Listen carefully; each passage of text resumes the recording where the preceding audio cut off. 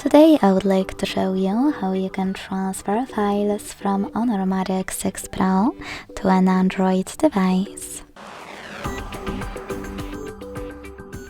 Begin by opening Play Store on both and getting this app called Send Anywhere. When it's ready, open it. Then to use it, click on the same options in both apps. First of all, I agree and I acknowledge. Then confirm. Continue. And allow.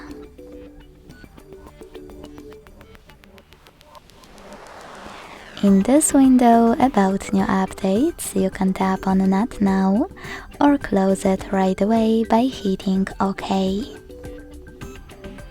Then click on your device's screens and select Send at the bottom left corner of HONOR. Then Receive right next to Send at the bottom of an Android. Finally, using all of those categories at the top of HONOR device, you can pick all of your photos, videos, audio files and more that you wish to send. I will go with only a couple, just for example. To continue, hit Send next to Selected at the bottom.